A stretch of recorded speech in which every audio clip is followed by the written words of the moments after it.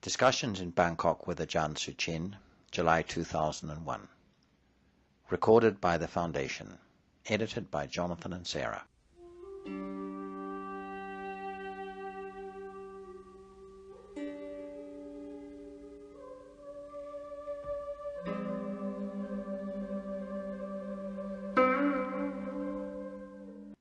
July morning session with Eric, Sukin, Jonathan, Amara, Bruce, and others.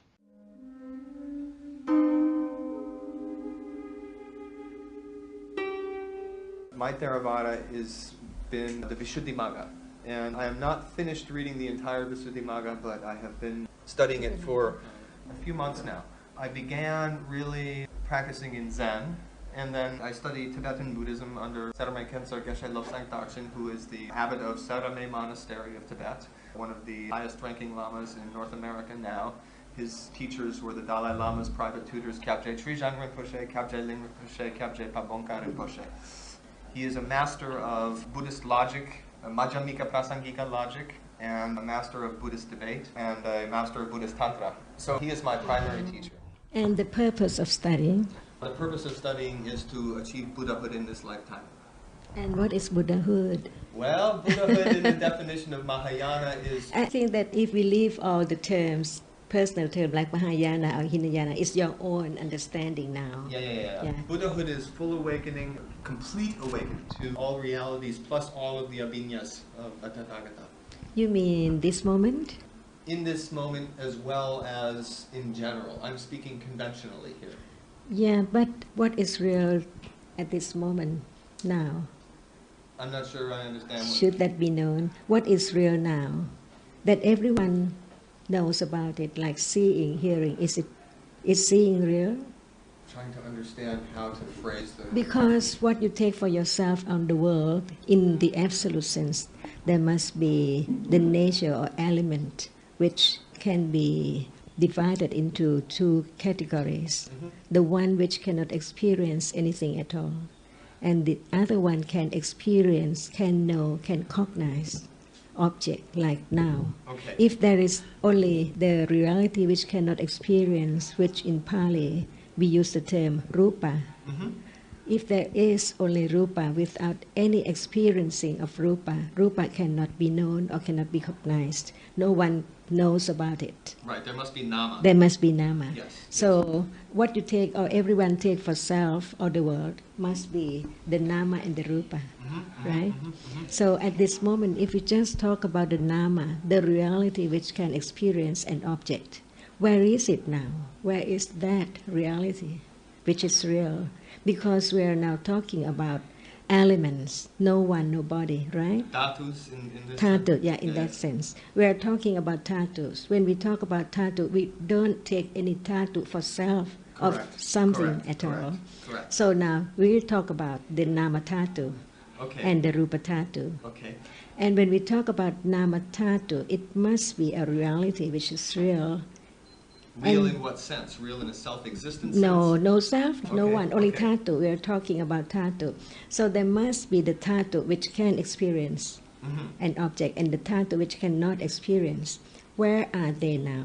When we talk about something, it must be real. Otherwise, we just talk about idea or concept that we cannot really prove it. Correct. But sense it.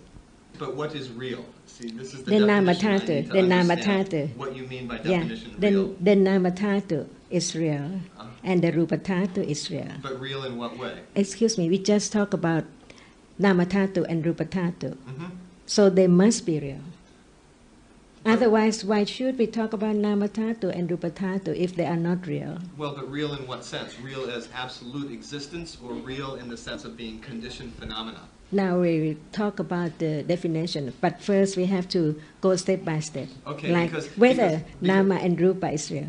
Because very important for me now is, as you know, the Tibetan presentation is very different from the Theravada presentation. Yes, but I do not want to use any term like Theravada. Oh, no. Because Buddha taught the same thing about reality. I understand, and I just want to make sure that we are using the same definition. I don't use any definition, but I use about the direct characteristic of reality that anyone who listens can detect or can prove or can understand instantly. Okay. So we don't name it Mahayana or Theravada.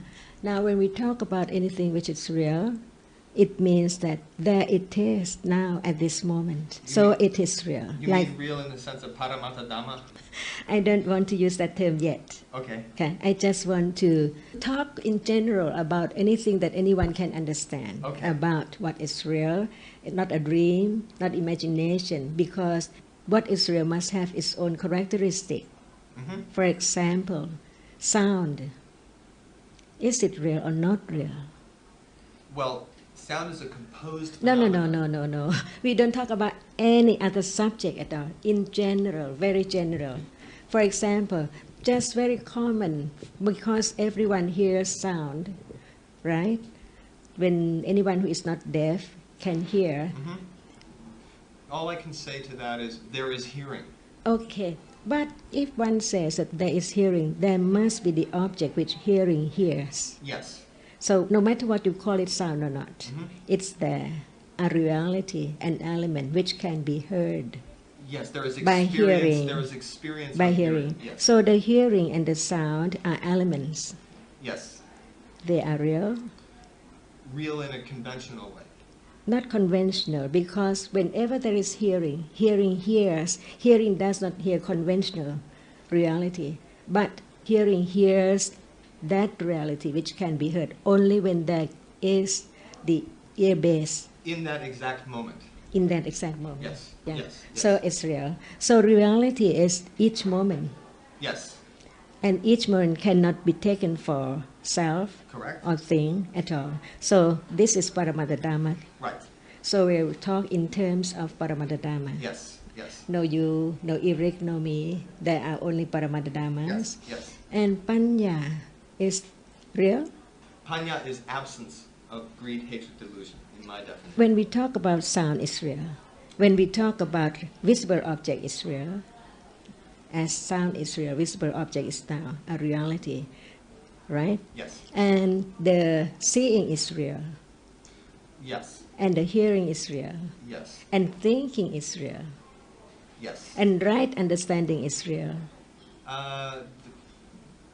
No one, only elements, nama elements. Right understanding in what way? In the conventional sense? Right. Sammuti Yeah. Right understanding is the reality which can understand. Reality as it is. As it is. As it is. Okay. Yeah. So that is Panya. Okay. Panya is real. Yes. In that sense. In that sense. Yeah, that absolute sense. Yes. Panya does not belong to anyone. Correct. Does not belong to even Buddha himself. Does not belong to Buddha, does not belong to any conventional teacher. self, does not belong to any object Yeah. existent. Yeah. So what can Panya understand at this moment?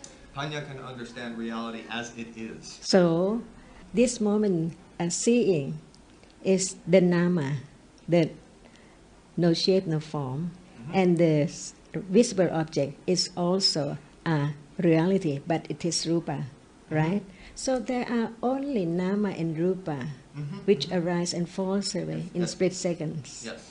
And this is Paramattha Dhamma. So Panya can understand this by hearing first, because right understanding has to develop. It does not stay just there, but it can develop on and on and on. Yes. And when reality arises and falls away by conditions, Panya can understand The cessation. the moment which is nama, which experience, or the rupa, which is seen or heard as it is or as they are. Yes. And this is Panya. And as they are is anicca, dukkha, anatta. The anicca, dukkha, anatta is the arising and falling away in the absolute sense of dukkha. Because dukkha doesn't mean only the unpleasant feeling. Right. It has to be discerned. Otherwise, we just talk about arising and falling away. But what arises and what falls away? There are three kinds of dukkha, right? There's the dukkha of change, and pervasive dukkha. Yeah, and what is the dukkha of dukkha? The dukkha of dukkha is when I hit my hand and ouch, it hurts. And the That unpleasant bodily feeling Yes. is dukkha, Yes. and also mental feeling too. yes, Okay. unpleasant mental feeling. But why there are these three dukkhas, stage by stage? Why? Yeah. Stage by stage. I've never heard it presented as stage by stage per se, but the coarsest form of dukkha is the dukkha. If I hit my hand, it hurts very, very clearly. I know that. It's a very, very clear, sharp feeling of dukkha. The dukkha of change explains in such a way that even pleasant sensations which arise cease, and when they cease, the cessation of that is dukkha. And then pervasive dukkha is the fact that all conditioned phenomena, including the two, including the previous two, yeah, are also dukkha. Yeah. So why there are three then? Why cannot there be only just the third one? Because it's not a helpful way of thinking about things. Or because in a day we can feel or know about the first dukkha very, very clearly. Yeah, yeah. Anyone who cries, anyone, we know that that is dukkha or hurt like this. And the second one is more difficult, just a little difficult and more difficult. Yes. The second one, how can we know that it's dukkha? How can we know Yeah, that the what second one kind is... the second dukkha is? Well, Because the dukkha, the first dukkha is the unpleasant bodily and mentally feeling. The second dukkha arises from the grasping at situations and things which do not match our expectations. Can you give example in daily life? Boy, I'm getting really called on it here, huh? Let's see if I can come up with a good one. Say I have a pleasant experience, like my new flat. It's very, very nice. Now say I run out of money and I no longer have that flat anymore and I have to live very poor and everything like that. The dukkha that would arise for me in that is my own lopai. But isn't it the first dukkha? The dukkha of change? Not yet, because the unpleasant feeling that you feel when you have such situation. Because reality changes from moment to moment all the time. So what is the second dukkha? The second dukkha is, I've never actually had to describe this before, so I'm caught at a loss. I'm going to pass. Change position, would that be second? The analogy that I've used in the past is you sit, right, you're comfortable for a moment, and then you're no longer comfortable, and then you have to shift position again. And That is the dukkha, the first one. that is the first one? Really? So, Because there is the unpleasant feeling, bodily feeling. so how do you define the second dukkha then? Because I haven't heard that defined that way. I'm very interested now. Yeah.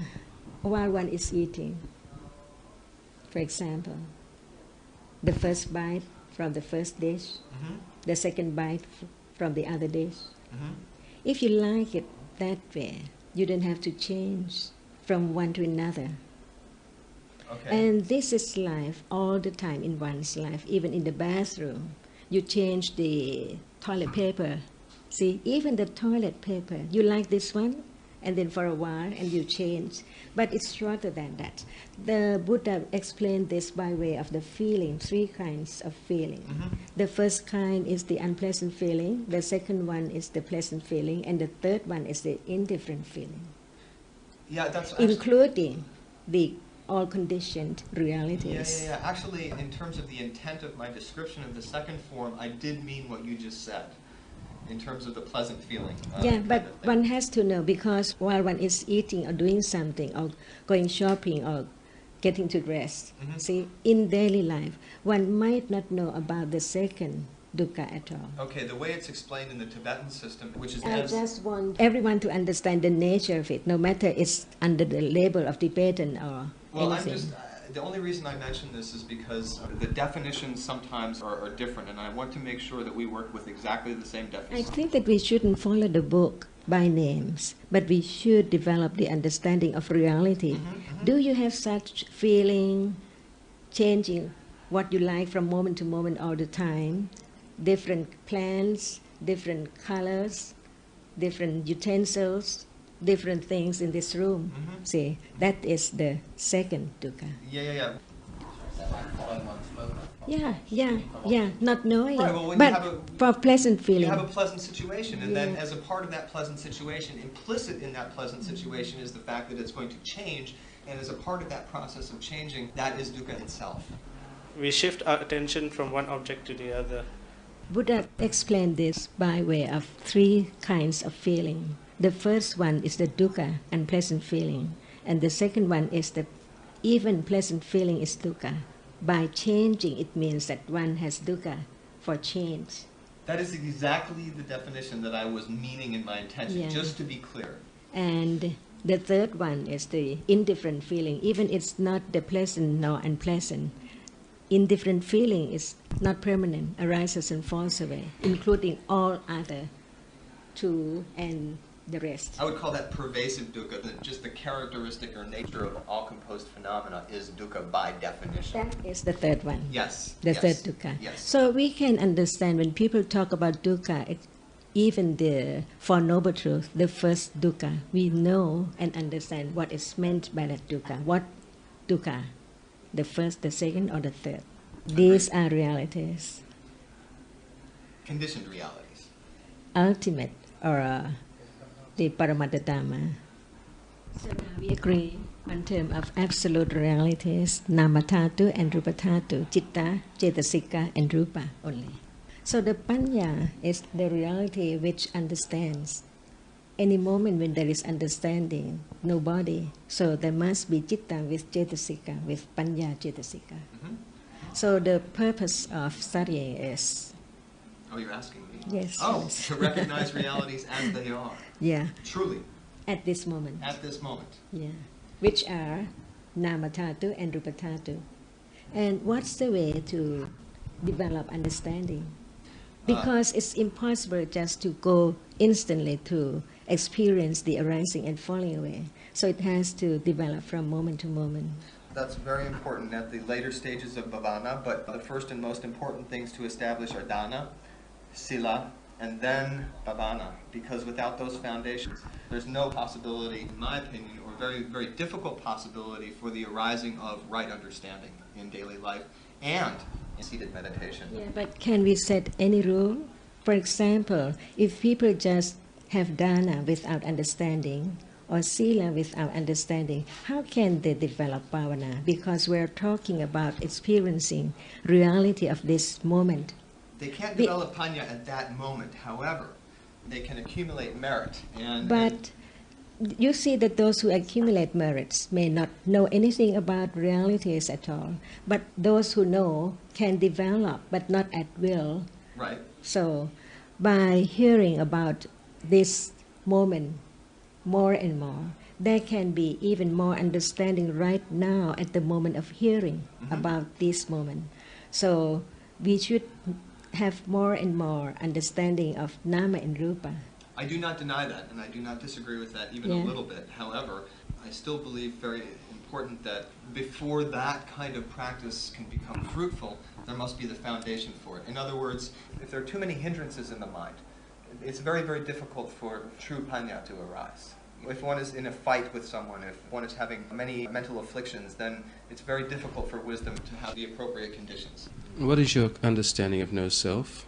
Well, I call it emptiness, but the basis of emptiness is that nothing exists by way of its own entity. Nothing has absolute core. Nothing has intrinsic existence. And the fact is that emptiness is the flip side of dependent origination, meaning that all composed phenomena are empty of true nature, true self-nature. But if you say that there is nothing, right? I'm not saying there's nothing. So there is. I'm saying there's no core. There's no substantial entity to any composed phenomena. For example, if we take a look at this microphone here, this microphone is merely a mental imputation.